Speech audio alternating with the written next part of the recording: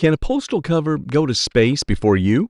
Almost. At least that's what this postal cover was expected to do in 1969, but it never went. Nonetheless, this postal cover is still worth a lot of money since it was part of what astronauts used to mark the 1969 Apollo event. Even though these type of covers are scarce, around 1,000 of these covers were produced in 1969. There were also about 1,000 of them that were left here that were called the, quote, insurance covers. Perhaps it's because of this that they auction at a price of... This one, I would say, at auction is probably worth around $5,000. The guest grandmother purchased this beautiful painting in 1946. The title of this particular painting was Land of the Peace. This painting bore the unmistakable signature of Rockwell Kent on its back. Rockwell Kent was a famous painter in the U.S. back in the late 18th and early 19th century. Documentation on the back of the painting also suggested that it was completed in 1946. The most amazing thing was a letter to the guest grandmother from Rockwell Kent himself, describing the painting. Yeah, it's an interesting letter. You don't often get these things. The letter described every detail about the painting, from the characters to the place shown in the painting. Kent, as a communist pacifist, expressed his beliefs through the figures in his paintings. As the painting in consideration was one of the top works of Kent, and having the letter with it, the appraiser estimated it to be... With the letter, I put about $150,000 to $250,000 as an estimate. The guests were delightfully shocked to hear this much worth. Oh my, wow, that's amazing. That's wonderful. 1960s fashion study posters showcase mod, bohemian, and space-age styles through visuals like illustrations and photos reflecting societal and cultural influences of the era. She purchased a set of 60s 11 or 12 fashion posters at an estate sale for $8, drawn to their iconic style. Bill Atkinson, a renowned figure in 1950s and 1960s fashion, was an American architect and designer known for his work in American sportswear style. Bill Atkinson was a designer of some renown. Used in stores to promote merchandise, these prints are not watercolors, but rather printed artworks. Glenn of Michigan is the one who transformed Atkinson's designs into clothing as the dress designer. These are relatively rare collectibles due to factors like distribution and preservation. The appraiser values them at auction, estimated $2,400 to $3,200. That's wonderful. The guest brought in a Rolex Oyster GMT Master, given to him by his dad as an inheritance.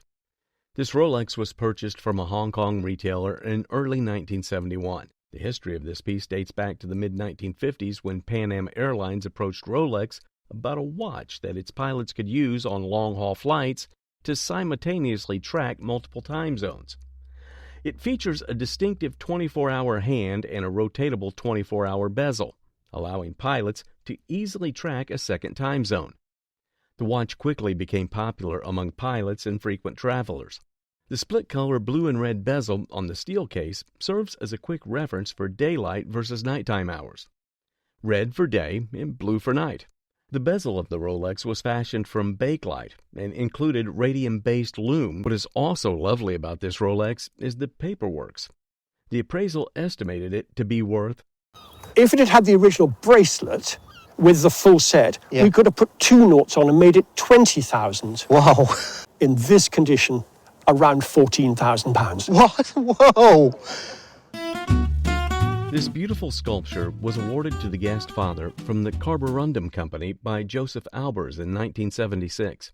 This is my father, Joseph Albers, and this was vice president of the Carborundum Company. Albers was a famous glass designer in the 19th century and is well known for his painting and color theory concepts. The guest mother forbade the sculpture from being displayed in her house, thus prompting her father to store it in his warehouse. Later, when her father sold his business, the guest took this sculpture from her dad. The work was signed at the bottom left with the letter A, denoting the initial of the esteemed artist Albers. This particular piece exemplified the exquisite artistry of color and the harmonious convergence of lines. Knowing that this sculpture is the work of a great artist, the appraiser estimated it to be... It would be worth about $50,000 retail. Wonderful. The guest was super pleased to know the worth of this piece. The guest shares their passion for collecting historical artifacts, particularly from the First and Second World Wars. Unlike typical collectors who focus on helmets, uniforms, and medals, the guest is drawn to the unique and less common items, such as tools used during the wars. They showcase a variety of items, including a 1943 saw, a 1950 British Army meat cleaver, and a... That is a bullet lighter. The top shell was dated 1938 and the bottom one is 1941. The guest star item is an escape axe, marked with the War Department arrow, as well as in gliders for missions like Normandy and Arnhem. The appraiser values the collection, estimating the total worth of the items on the table at around £200, with the escape axe standing out as the most valuable piece, valued at approximately... and that is somewhere in the region of about £150. So you've done really well with that one. Obtained in Europe, which was buried in World War II to prevent it from damage. I got these in Europe, in England actually, and they're Baccarat. And the lady told me that they had buried them during World War II.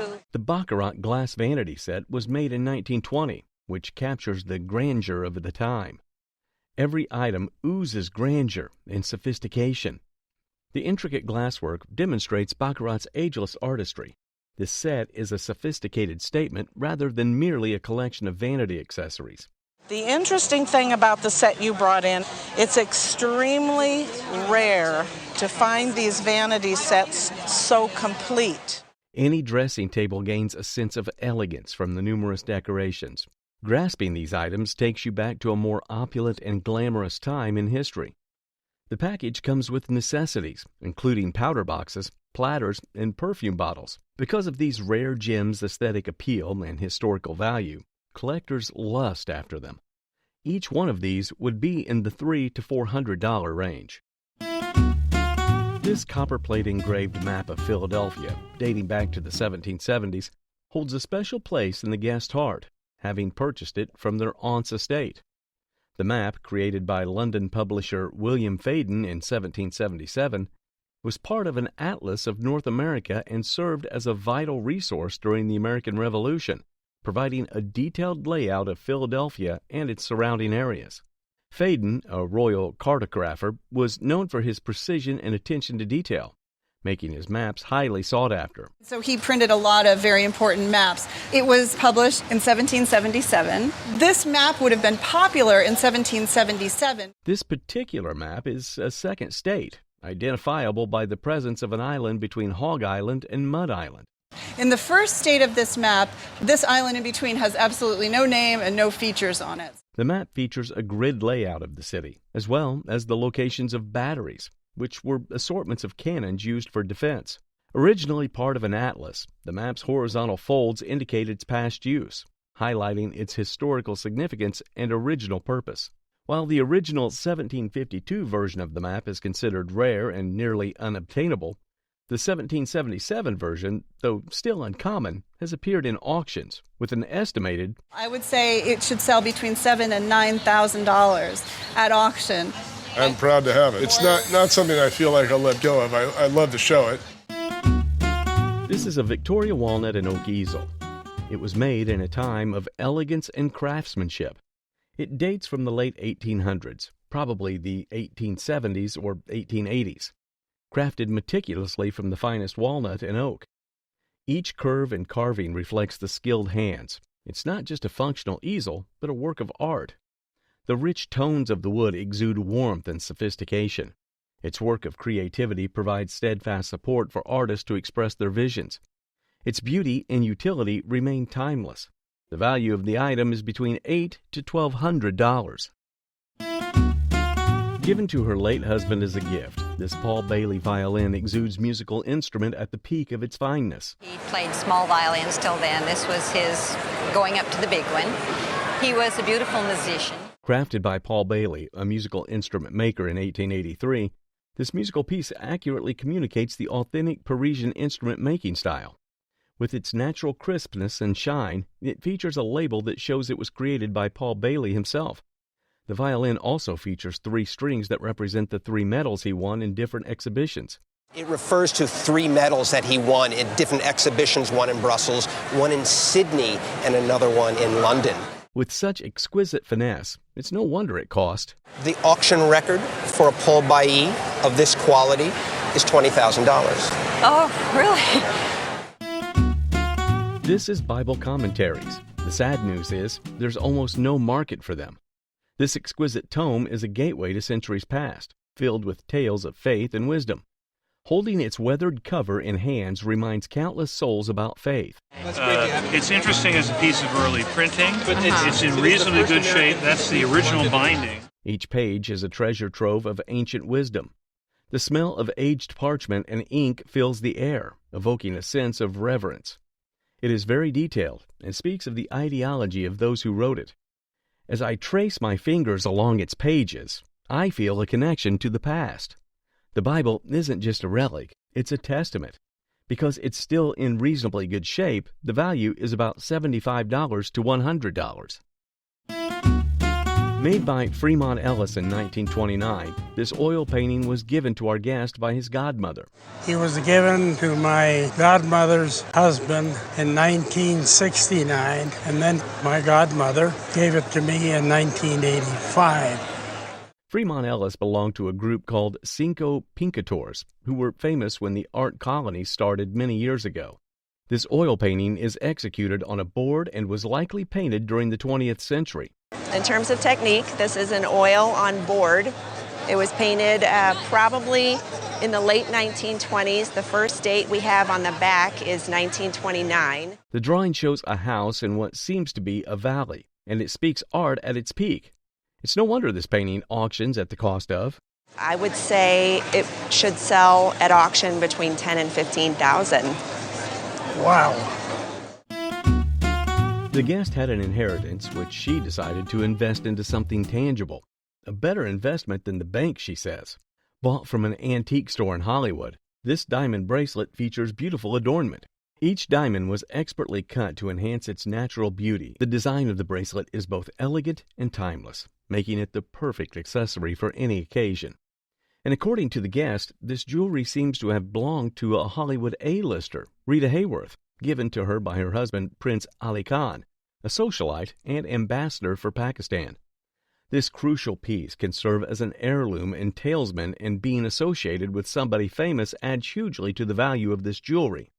The appraisal estimated this piece to be worth £80,000. That's good. In 1976, our guest was irresistibly drawn to the simplicity of this artwork, leading to its purchase in New York. The guest scored a bargain, paying $1,650 for the painting, which was a steal compared to the other artworks in the exhibit. At the time, the artist, Arthur G. Dove, was boldly exploring abstract themes, laying the groundwork for his artistic evolution. This is a work that was taken seriously by the most important connoisseurs of American art of the 20th century. Despite Dove's reputation, this artwork depicted a train, deviating from his usual style. It was endorsed by Alfred Stieglitz, a prominent American gallerist. This artwork was exhibited in major American galleries, including Terry Dentonfoss and ACA galleries. This simple but charming painting was from Dove's later period, circa 1934. We'd expect it to sell for about $40,000 at auction. Good. The guest owns a slot-top desk inherited from his great-great-grandfather. Crafted in Pennsylvania from walnut in the Chippendale style, this desk likely dates back to the late 18th century, around 1760 to 1780. Upon pulling back the curtain, the appraiser unveils the interior. I have to say, this interior is probably one of the most elaborate interiors I've ever seen in my career. Intricate design, primary wood, and decorative elements indicate its elaborate craftsmanship. These features indicate that it originated in Pennsylvania. The desk's true worth is found within its interior, where intricate details showcase masterful craftsmanship and evoke a sense of history and artistry. So I believe the lid is replaced. Right. If we go down on the desk a little further, Presence of restoration work, refinishing on the exterior, replaced escutcheons, and a replaced base significantly diminish its value. I would say a conservative auction estimate for this piece would be $8,000 to $12,000. I'd probably insure it for about $15,000 to $20,000. Oh. This is a magnificent 19th century Mexican drinking horn, steeped in history and culture. I got it in a flea market about 15 years ago. What'd you pay for it? $50. Oh, that's good. It's a drinking horn. Crafted with care by skilled artisans, it's a symbol of Mexico's rich heritage. Adorned with intricate designs, it tells tales of ancient rituals and celebrations. Holding its hands, it feels like a connection to a bygone era. The horn's craftsmanship is awe-inspiring, showcasing the artisan's talent and dedication. It's not just a vessel for drinking, it's a piece of art worthy of admiration. And it has the inscription of the Mexican owner on it, but it's got these wonderful, wonderful graphic designs. If I saw it. Each sip from the horn is like a journey through time, evoking the flavors of Mexico's past. Displayed proudly, it becomes a conversation starter, sparking curiosity and fascination. Collectors covet it for its rarity and cultural significance.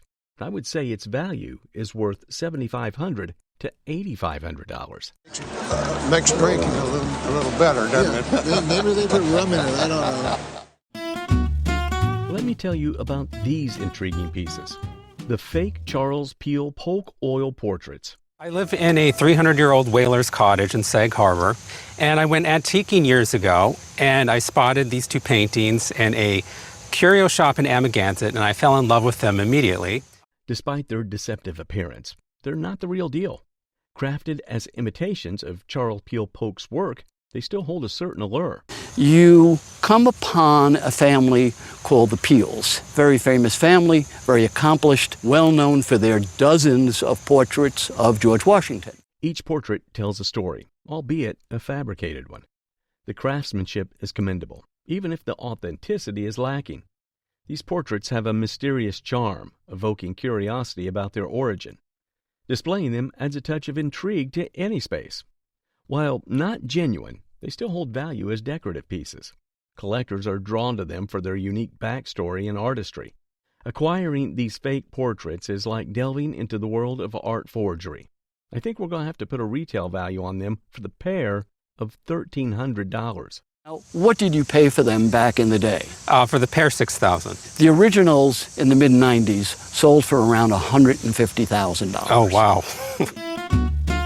Brought back from traveling around the world in 1956, today's guest features a Scottish dirk, sporran top, and pistol. And they had traveled around the world in 1956. These items seem to be Scottish, with the pistol made entirely of metal, and it's the flintlock type. These are Scottish items. We'll take a look at the pistol. It's all metal. It's a flintlock. The pistol also has an engraving titled Thomas Cadell, likely to refer to the gunsmith who made it. It's made by a gunsmith of Thomas Cadell, and here it's signed on the breech. A closer look at it reveals it dates back to the 18th century. There also appears to be a Scottish dirk, which is a dagger that originated from the 19th century. The dirk is carved in a basket weave design to beautify it. There's also a sporran, a purse type of bag. With all these features comprising an exquisite piece, it's no wonder it auctions at. So total you have here really something like $8,000 to $11,000 at auction. Wow, a great that's Scottish amazing. group of items. I'm glad you brought them in. Yeah, I'm glad I did too. Let's now dive into the tale of a vintage Gibson banjo, a treasured relic from the 1930s. An old banjo made by Gibson was passed down from family to family. It's special because it's from the 30s and is called a Gibson Mastertone Bella Voce, which means it's top quality and sounds beautiful. The banjo had a pretty head that looked like an upside-down violin. It had fancy designs and shiny gold parts, which are common on fancy instruments. The neck had nice decorations made of mother-of-pearl and looked neat. The rim had cool carvings and more shiny gold stuff. They wondered if someone added shiny gold and a new coat to the back. Even though the neck had some wear, the rest looked really shiny and new. The banjo has fancy designs like inlays, gold plating, and carvings. Some parts, like the gold, were redone, but it's still original from the 1930s. As per appraiser, A retail value or a replacement value of about $15,000. Oh my. Passed down to him by his parents, this celestial globe shines like the stars in the sky. In Washington, D.C. in about 1952. It displays different creatures, like a unicorn on its surface, which is thought to be celestial creatures. Usually, it comes in pair with a terrestrial globe that depicts the Earth. Since the terrestrial body didn't come with it, the globe auctions at a value of fair market auction value between $6,000 to $8,000 if you had the other globe. The guest wife purchased the set of buttons at a local auction. The 4 little buttons enclosed in a box each have its back mounted in a rose-colored metal. And the surface of each of the discs is covered with enamel decoration. When turned over, you could see a 14-karat gold base metal, which makes it more valuable. The little loop of the buttons has an inscription that looks like a mark. On the mark is a stamp of the number 56 and a little engraved date, which suggests it's from Russia and was made at the start of the 20th century. Also, the pair of letters on the back is a notable mark of the goldsmith August Holming, who was a Faberge workmaster. These buttons can be made into cufflinks, which can be a factor in its value. At auction price, these buttons would sell for... They're going to be worth £1,000 to £1,500, aren't they? Gosh. They've been in the family for 40 hours. 40 hours. It's not every day you buy federal property for pennies on the dollar, but that seems to be the case for today's guest. Made in 1800, this extremely rare federal chair connotes longevity at its peak. This is original paint. It's extremely rare. Although it might not seem visually appealing, it maintained its original look. Engraved on the chair are vintage paintings. There are also red paintings by the side to imitate inlay, which were the design in demand at the time. And in the federal period, the emphasis is on inlays and flat veneers, but this was a very quick way to get the glorious effect of vibrant colors. With the engravings, the chair auctions at... Because of this condition, this chair is worth in the neighborhood of $3,000. Whoa. So congratulations. It's a wonderful vestige of the American federal period. Thank you very much. We've often heard the phrase, family is everything. But the brother of our guest today takes it to another level by gifting our guest a Robert Gemmell Hutchinson oil painting. And then he gave it to me as a gift, which I'm very grateful for. Yeah, so that's a very nice gift to have. This painting, created in the year 1885, was painted by Robert Gemmell Hutchinson, an artist from Edinburgh, Scotland. This painting was one of his early works, and it was influenced by Dutch artistry. This is an example of Gemmell Hutchinson's early work. He was very influenced by the Dutch school, in particular the Hague school. And some of the early ones are fairly dark, and this is typical work of that period. The painting features what is thought to be an elderly individual. With such exquisiteness, this painting auctions at... I would say this comfortably ought to make $8,000 to $12,000. You were surprised. This item depicts diverse subjects with lifelike detail and emotive depth, embodying timeless artistry. The item was received from the guest father 20 years ago, who had acquired it from a family member's estate. The item is signed by Adolf Wolf and is dated 1932. Adolf Wolf's works embodied diverse subjects with lifelike detail, showcasing his multifaceted talent and lasting artistic impact. This mark identifies the sculpture as coming from New York City's Roman Bronze Works, a renowned foundry for artists of the period. This sculpture showcases lifelike detail and emotive depth, enhancing its historical and artistic value.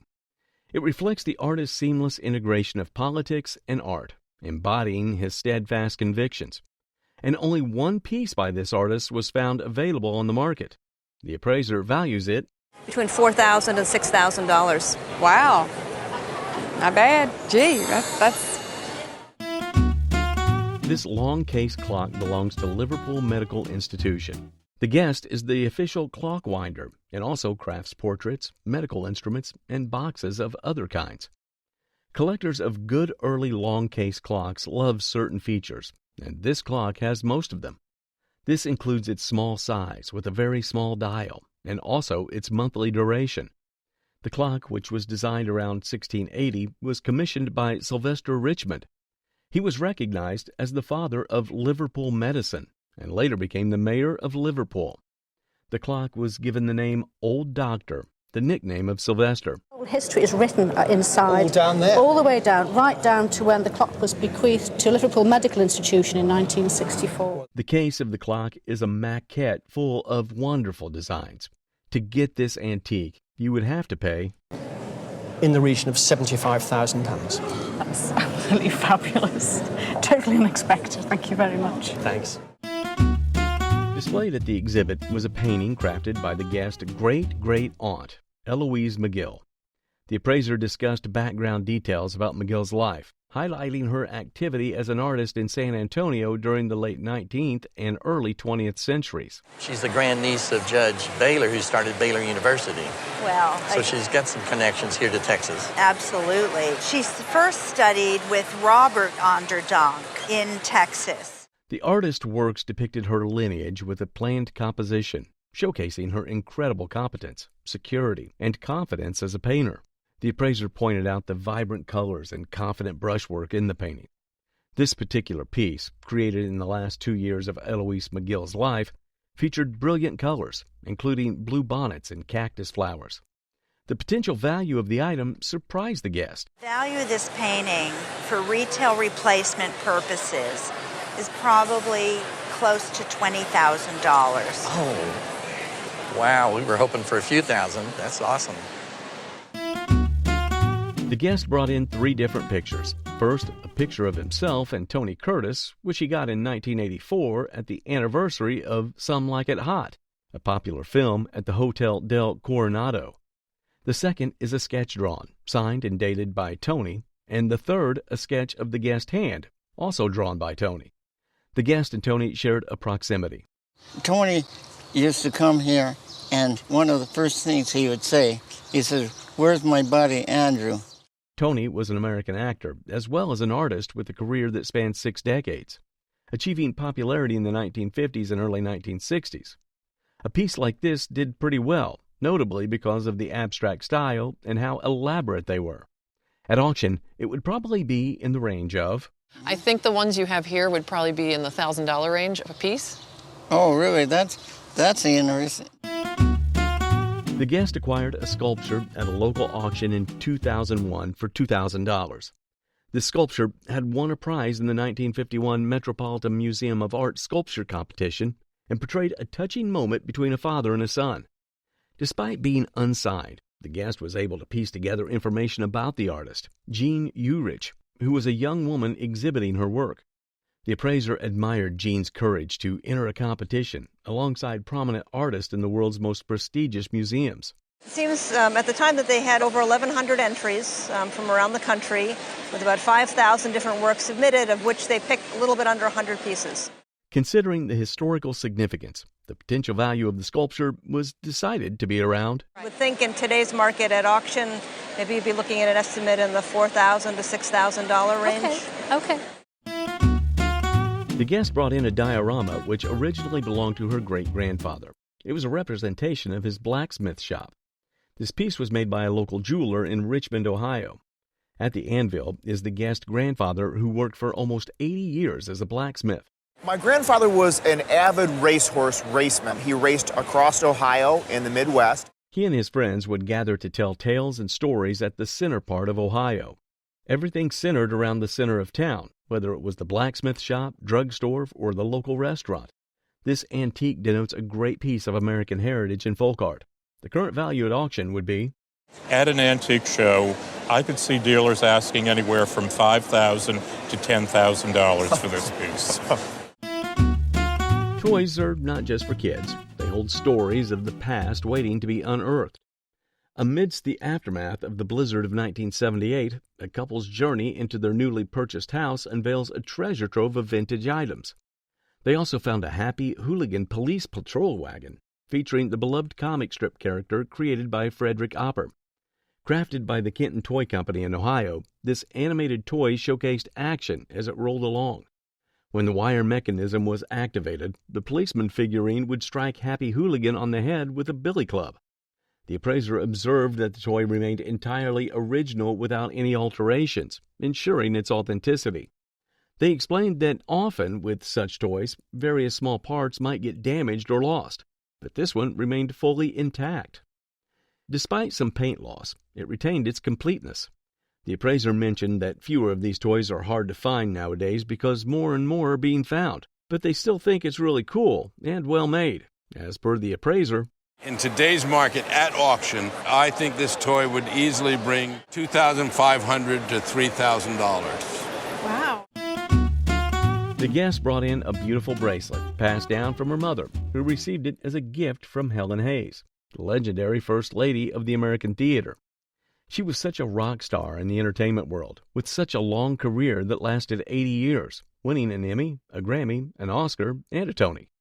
The bracelet's design mirrors a famous pair of Maltese cross bracelets designed by Coco Chanel's collaborator, Duke Verdura, in the 1930s. The unsigned nature of the piece further supports this timeline, as Chanel wasn't signing their pieces back then. The fact that the bracelet belonged to Helen Hayes, who was known to intermix fine and costume jewelry, and the era from which it originated, which is post-Great Depression, when costume jewelry wasn't seen as cheap, shows it's a rare and valuable Chanel piece by Verdura. Adding to the intrigue, the guest revealed that Helen Hayes' husband, Charlie, likely purchased the bracelet in the 1930s.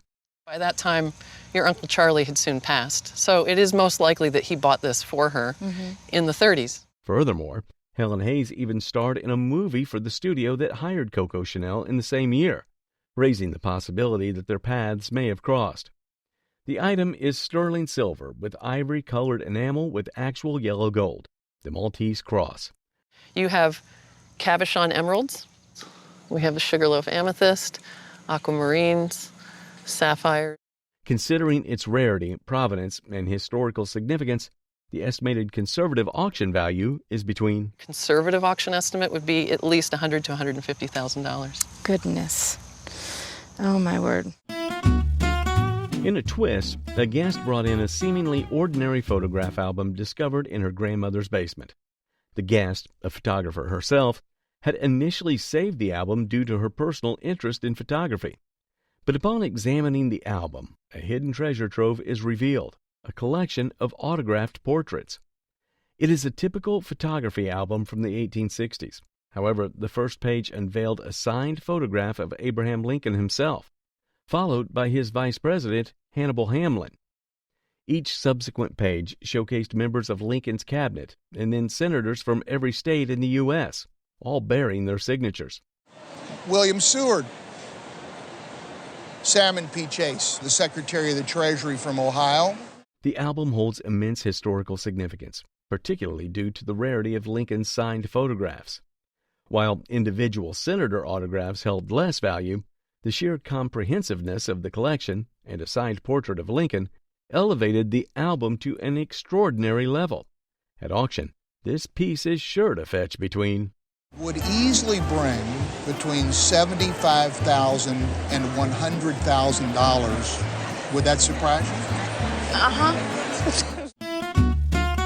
Inherited from her great-grandmother, it is a signed Connie Mack day program and tickets. She lived in North Brookfield and attended the event with my grandmother and kept everything, and I thought, well, this is special. This treasure commemorates a special event honoring the legendary baseball manager. The program is a window into a bygone era of America's favorite pastime. Each ticket holds a piece of the excitement felt that day. Connie Mack's signature adds a personal touch to the memorabilia. It's a tangible connection to baseball's golden age. The program and tickets are meticulously preserved, capturing the essence of the event. Holding them feels like stepping back in time to witness history unfold. They're cherished by baseball enthusiasts and collectors worldwide. They tell a story of passion, dedication, and the love of the game. The value of Connie Mack's day and the tickets would probably insure it for around $1,500. I would tell you I would probably insure it for around $1,500. Wow, that's exciting. Thank you.